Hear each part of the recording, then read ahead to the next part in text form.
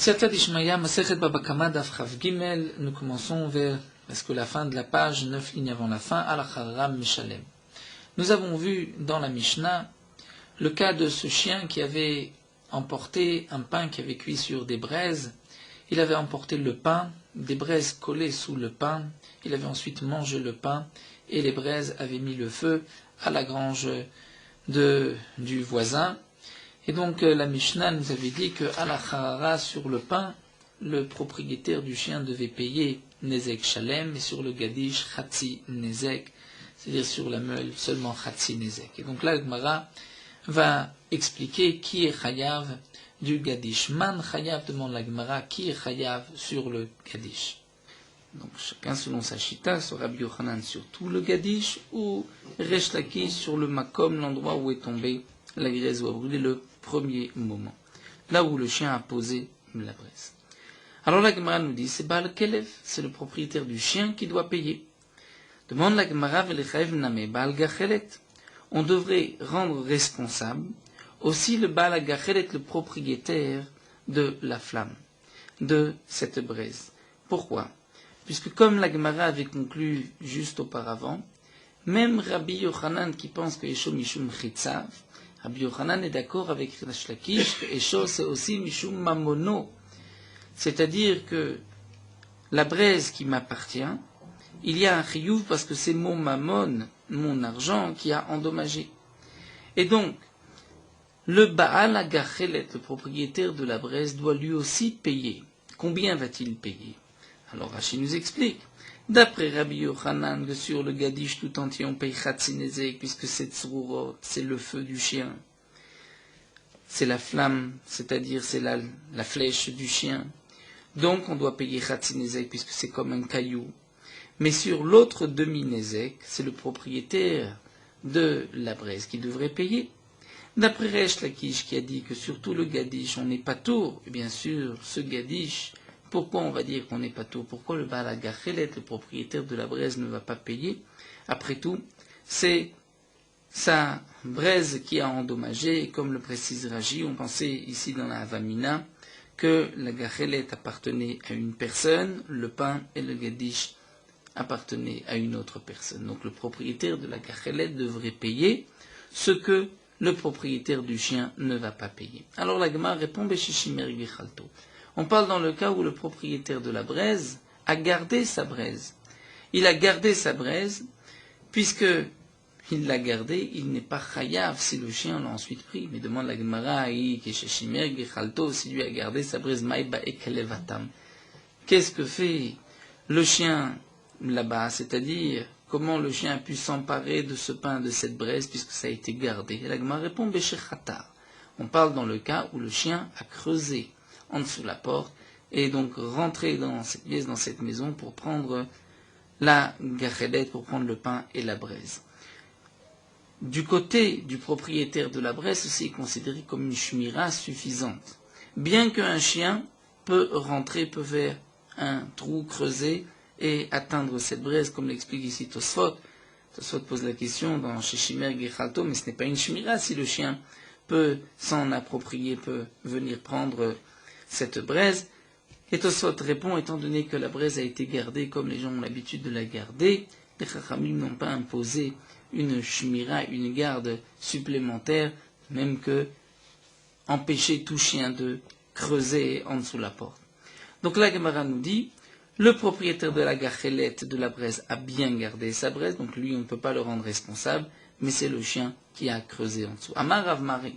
Beri de Rav Kana, Rav Mari, le fils de Rav Kana, dit Zoto Meret, donc de là on peut déduire que Stam Dlatot, Raturoten, et celle qu'elle est, que les portes, d'une certaine manière, sont toutes ouvertes par rapport au chien, c'est-à-dire que le chien a la possibilité de creuser en dessous la porte et de prendre une braise, de prendre le pain, sinon, nous explique Rashi, le propriétaire du chien ne devrait pas être responsable de payer Nezek Shalem sur le pain, il devrait payer que Chatzi Nezek, si ce n'est pas habituel, si c'est un chien qui a creusé alors que ce n'est pas son habitude.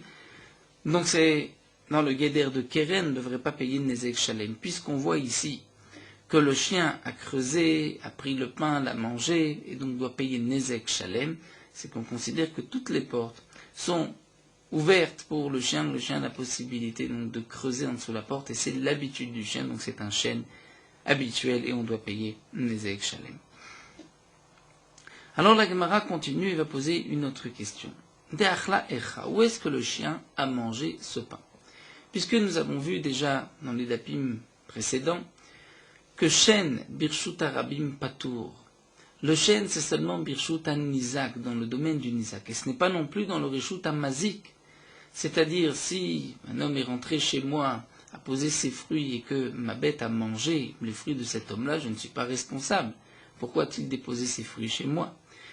Dans le domaine public non plus, on n'est pas chayav, c'est seulement dans le domaine du mazik. Donc demande la Gemara, le pain a été mangé où? Si le chien a mangé le pain dans une meule de alma qui appartenait à une autre personne, qui n'appartenait pas au propriétaire du pain. Demande la Gemara, la Torah exige, ou bier bisdeacher, c'est-à-dire la dent a été mangée dans le champ d'un autre, c'est-à-dire de celui du propriétaire de ce pain, et là, veleka, puisque ce n'est pas lui le propriétaire de cette meule. Si c'est ainsi, pourquoi le propriétaire du chien est chayav? Ce n'est pas au bier bisdeacher. La Gemara répond, on parle dans le cas où la meule de foin appartenait au Baal HaCharara, au propriétaire du pain. Et donc lorsque le chien a mangé dans ce gadish le pain, il a mangé dans le Chatzer Nizak, et c'est donc pour cela qu'on doit payer le prix Nezek Shalem de ce pain. La Gemara va de là prouver une question, un problème que la Gemara avait soulevé ailleurs, comme nous allons le voir, concernant Pipara. Quel est le statut de la bouche de la vache? Une vache qui mange, lorsqu'elle mange, le dégât se fait dans sa bouche. Sa bouche, c'est considéré comme le Chatzer du Mazik ou le Chatzer du Nizak. La bouche de la bête est, a priori, le Chatzer du Mazik, c'est-à-dire du propriétaire de la vache qui endommage, non pas le Chatzer du Nizak. Donc, lorsque le chien a mangé, c'est vrai que le chien se trouvait dans le gadish, et que le gadish, meule de foin, appartient au propriétaire du pain. Mais quand est-ce que le chien a endommagé et a causé ce dégât? C'est lorsqu'il a mangé, et il a mangé dans sa bouche à lui. Sa bouche à lui est considérée comme chatzer, a priori à mazik, et pourtant on voit qu'il est chayav. C'est que la bouche du chien est considérée comme le chatzer à nizak, comme le domaine de celui qui a été endommagé. Donc nous dit la Gemara Tifshot, tu pourrais de là répondre à ce problème et dire des pipara, la bouche de la vache qui mange, qui est chatzer à nizak damé. Ceci est considéré comme le domaine du nizak, et c'est pour cela qu'on est chayav, des kechatzer à mazik damé. Parce que si c'est comme le domaine du mazik, puisque c'est la bouche de la vache qui endommage, alors les malais, le propriétaire de la vache peut lui dire maïba erif techa bepoma de kalbei. Ici dans notre cas, le propriétaire du chien peut lui dire mais que fait ton pain dans la bouche de mon chien? La Torah exige sadeh acher ou bir bisde acher, c'est donc dans le champ du nizak. Si le dommage s'est fait dans le champ du mazik, le mazik peut dire mais que fait ce pain dans la bouche de mon chien?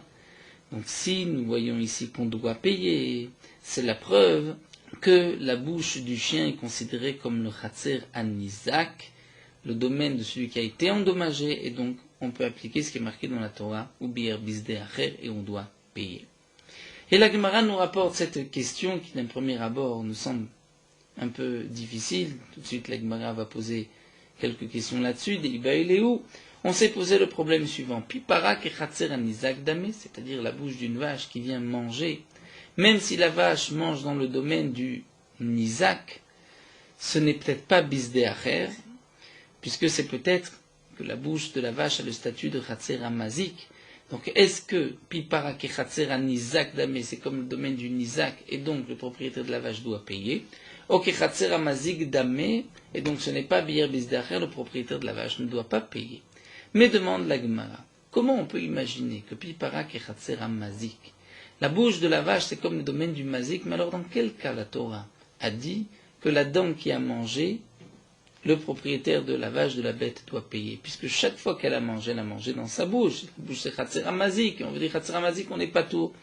Demande la Gemara, Via Marta, mais si tu dis que Chatzera Mazigda, mais donc on a rapporté le problème, la Gemara continue, mais comment tu peux dire ainsi, Via Marta que Chatzera Mazigda, mais que la bouche ressemble au domaine du Mazik, alors Shen de Chayav Rachamana et Chemesh Kachatla, la dent, où la Torah a dit qu'une bête qui a mangé, on doit payer, Chemesh Kachatla, dans quel cas on peut retrouver ce digne de Shen, puisque c'est chaque fois Chatzer Amazik, Amar Rav Mari, Beri de Rav Kana, Rav Mari, le fils de Rav Kana répond, eh bien, on parlera Kegon Shenitra Rabakot et Lanaata.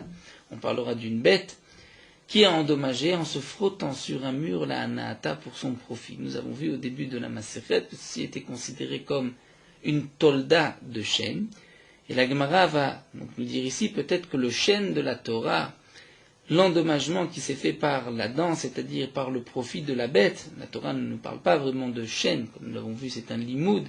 Mais ici, nous dit la Gemara, peut-être que le Hav, le din de la Torah, c'est lorsque la bête s'est frottée sur un mur, la Naata, pour donc son plaisir, pour se gratter, et le mur est tombé. Ou bien Tinfa Perot la Naata, elle s'est roulée dans des fruits, c'est aussi pour le profit de la bête. Et là, on doit payer le dégât Vaperot la Naata. Mais demande la Gemara, tu ne peux pas expliquer que le din de chêne de la Torah, c'est dans ces deux cas, Matkifla Marzoutra, puisque dans le Passouk, c'est marqué Vabainan Kashei Vaer Agala Latumo.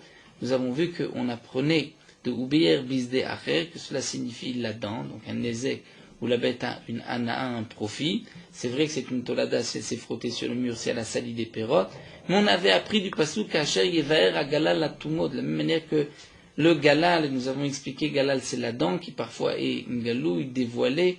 Lorsque la bête mange, lorsqu'elle ouvre la bouche, on voit ses dents. Et la Torah dit Kacher Yevaer, comme va exterminer, enlever et anéantir le galal, la dent, à tout mot jusqu'à la fin. C'est-à-dire que le dégât de la dent, c'est, comme l'Agma l'avait rapporté dans la Gimel, Mechalia Karna, lorsque tout le capital, c'est-à-dire tout a été déraciné, tout a été enlevé. Ceci ne peut s'expliquer que si c'est une dent qui mange, qui déracine, mais si c'est une bête qui se frotte sur le mur et que le mur est tombé, ce n'est pas Mechalia Karna. Les pierres sont encore là, le bois est encore là. Les fruits aussi, lorsque la bête s'est roulée dans ses fruits, les fruits sont encore là, ce n'est pas Mechalia Karna, pourtant, le chêne de la Torah, on doit pouvoir trouver Mechalia Karna. La Gemara répond, ça ce n'est pas une question, Ravina Amar des Shaft Salmé. Ravina nous dit, on peut imaginer le cas où il y avait des dessins, ou une petite gravure sur le mur, et que la bête, en se frottant, elle a donc pu effacer toute cette forme, ce dessin, et donc ça c'est un dégât. Imaginez que c'est un artiste qui avait fait ce dessin sur le mur. Le propriétaire du mur a dû payer pour ce dessin, et la bête en se frottant l'a effacé. Donc là nous avons un digne de chêne, puisque la bête en a tiré un profit, elle s'est grattée, et c'est Attumo, elle a tout enlevé, puisque le dégât c'est pas seulement au niveau du mur, mais au niveau de la tsura qui a disparu. Ravashi lui répond, Amar dépasse psoué. C'est-à-dire, nous explique Rashi, lorsqu'elle s'est roulée sur les fruits, elle les a enfoncés dans de la boue, et là, c'était impossible de les récupérer. Donc la Gemara nous a rapporté cette question, quel est le digne de Pipara de la bouche de la vache? Est-ce que c'est Chatzer Amazik et on est Patour, ou Chatzer Anizak et on est Chayav? Si Pipara, c'est Chatzer Amazik, donc lorsqu'une bête va manger, elle est dans tous les cas Ptoura, puisqu'elle mange dans le domaine du Mazik. Le digne de chêne serait, comme l'a expliqué Ravina ou Ravashi, lorsque le dégât se fait, un dégât extérieur et pas à l'intérieur de la bête. Alors la Gemara va essayer de nous apporter une preuve sur ce problème. Quel est donc le digne de Pipara de la bouche de la bête? Tashma, la Gemara nous rapporte une Mishnah, Shisabo et Akelev, un homme qui a pris un chien et qui a, si on peut dire, excité le chien sur son ami, mais le chien l'a ensuite mordu. Ou Shisabo et Nachash, c'était le serpent, et le serpent l'a mordu, Patour. Celui qui a donc pris le serpent sur la main de son prochain, ou le chien sur la main de son prochain, il est Patour Bedine Shamaim, puisque lui, on peut dire, n'a pas causé un dégât direct, c'est un dégât indirect, il a été Grama, c'est-à-dire à cause de lui, le chien a mordu, à cause de lui, le serpent a mordu, c'est Grama Benizakim, il est Patour Bedin Adam, Chay Bedin Shamayim. Donc la Gemara nous dit, Man Patour, qui est-ce qui est Patour? N'est-ce pas que Meshassé Patour, Vechayav Baal Kelev? C'est le Meshassé, c'est-à-dire celui qui a excité le chien ou le serpent, qui est Patour, mais le propriétaire du chien est Chayav, puisque son chien a endommagé.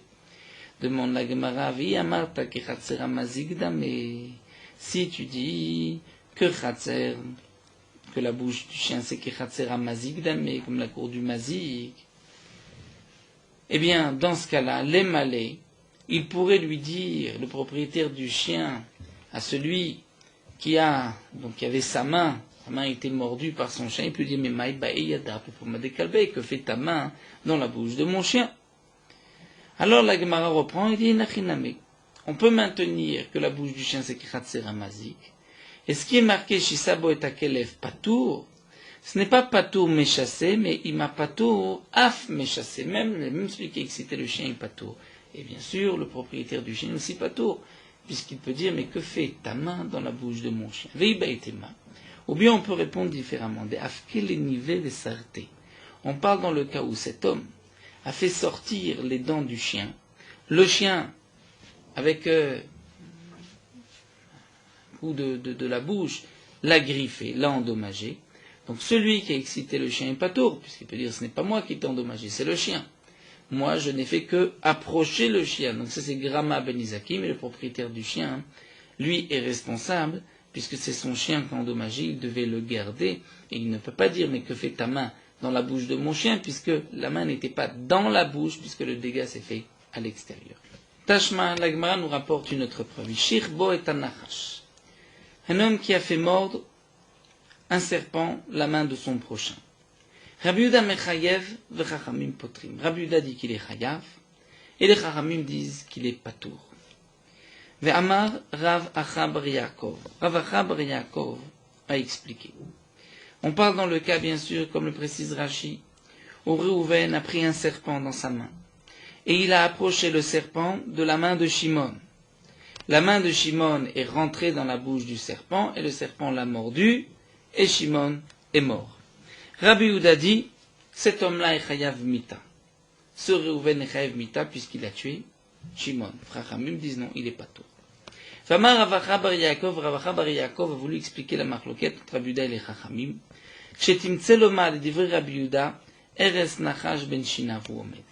Pour expliquer pourquoi d'après Rabbi Yehuda on considère Réhouven comme un tueur, et d'après les Chachamim, non, ce n'est pas lui qui l'a tué, parce que les Chachamim disent pas tour, c'est le serpent qui l'a tué, c'est qu'il y a une différence entre Rabbi Yehuda et les Chachamim, comment voir le venin du serpent. Rabbi Yehuda pense que le venin du serpent se trouve entre ses dents.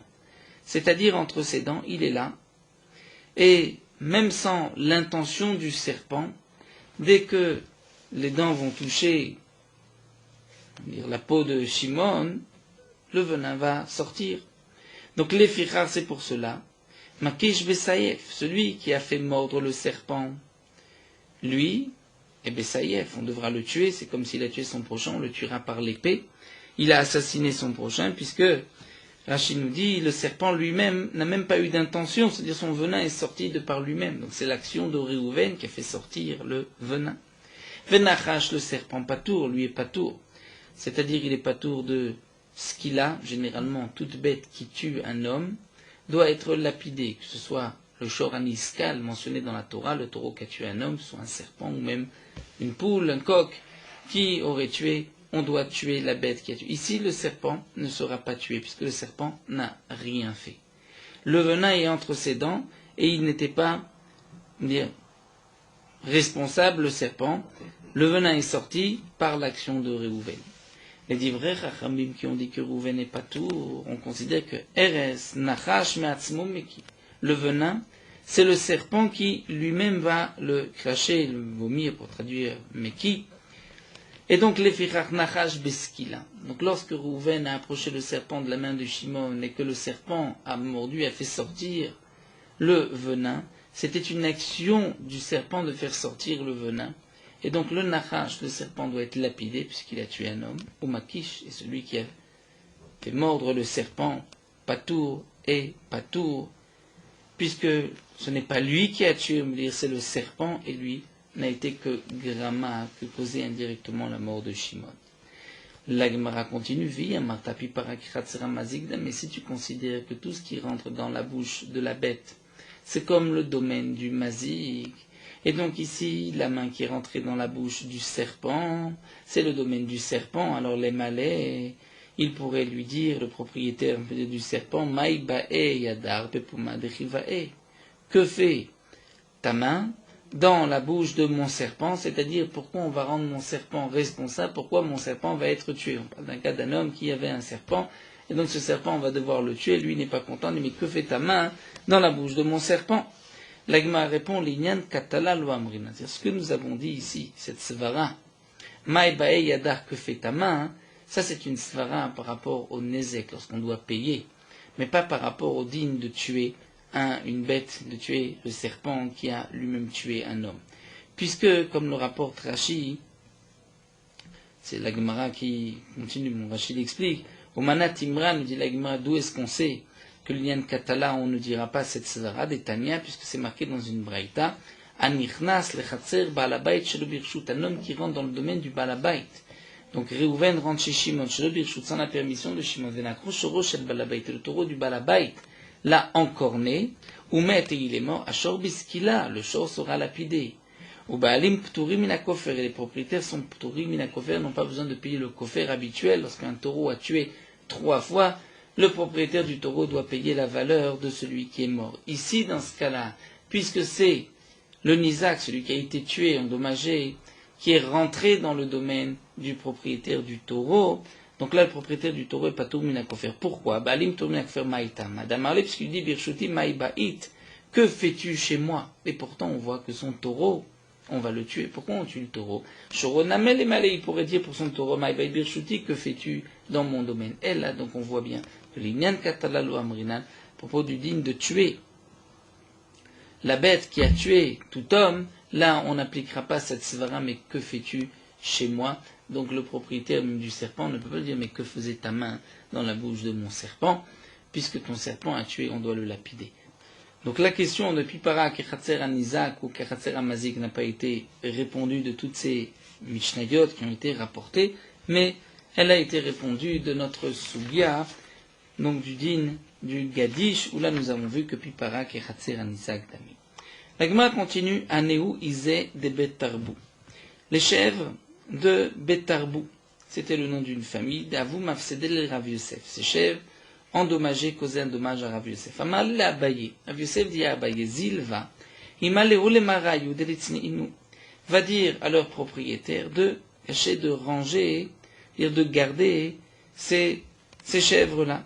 Amarle, Abaye répond à Rav Yosef, il lui dit, Amay Izil, pourquoi vais-je me rendre chez cette famille de Betarbou? Dia Zilna, Hamreli, puisque si je vais aller leur dire de garder leurs chèvres, Amreli, ils vont me dire Ligdorma, Gedir Abeare, à toi de faire une barrière tout autour de ton champ, et ainsi les chèvres ne viendront pas t'endommager. Mais demande la Gemara, est-ce que chaque fois qu'une bête vient endommager dans mon terrain, je lui dis, mais pourquoi ta bête endommage, pourquoi ta bête vient manger les fruits de mon jardin, lui peut me répondre, mais il te suffit d'entourer ton jardin, mais si c'est ainsi, alors dans quel cas la Torah a dit que Shen, on est chayav? Ve'i gadar, demande la Gemara, Shen de Rav Rachmana echim ashkachatla, si on doit à chaque fois donc entourer son champ. Donc dans quel cas la Torah peut dire que si ta bête a été mangée dans le champ de ton prochain, tu dois payer, puisque chaque fois tu diras, mais c'était à lui de clôturer, de fermer? La Gemara répond que chez Chatra, on pourrait dire dans le cas où la bête a creusé en dessous et a pénétré malgré les barrières. Ou bien Inamed en afal goudablaï, là le mur, la barrière est tombée la nuit, et donc ma bête est rentrée endommagée.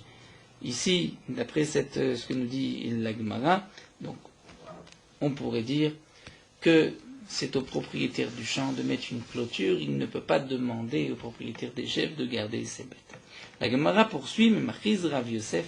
Rav Yosef a proclamé, Veitemar Rabba, et d'après certains c'est Rabba. Rav Yosef, donc au Rabbah, on dit des salkin les Ela. Tous les chachamim qui montaient les Ela là-haut, c'est-à-dire de Babel vers Eretz Israël, ou bien des Nartin les Tarta'a, ceux qui revenaient d'Eretz Israël vers Babel, connaissaient tous cette halakha que Anéisé des Chouka, des chèvres, des Chouka, des chèvres, des bêtes, qui étaient réservées pour le jour du marché, pour les vendre, les égorger le jour du marché, puisque le jour du marché, le prix augmentait, donc le propriétaire de la chèvre ne voulait pas l'égorger aujourd'hui, il préférait attendre, on va dire même si c'était la chèvre du boucher, il préférait attendre le jour du marché pour l'égorger, la vendre à un bon prix. Mais entre-temps, puisqu'il laisse ses chèvres, les mafsédés, les chèvres vont manger dans les champs des autres, vont causer des dommages. Matrinan b'marayou. On va avertir le propriétaire de la chèvre. Trevet la tazinan, 2-3 fois. On va lui dire tu dois garder tes bêtes. Et Rachid nous dit même si c'est dans le domaine public que la bête endommage. La Torah dit qu'on est rêve que dans le domaine privé, mais là, il peut l'égorger tout de suite. Seulement, il préfère attendre pour gagner de l'argent. Et entre-temps, la bête endommage même dans le domaine public. Donc là, on pourra l'avertir, lui dire 2-3 fois, garde ta bête. Itzaït, s'il écoute, il écoute. Ve'ilo, et sinon, amrinle, on va lui dire, tiv amisrata vekabel zuzar. C'est-à-dire, va à l'endroit où on va égorger les bêtes, les bouchers égorgent leurs bêtes, et tu vas recevoir ton argent.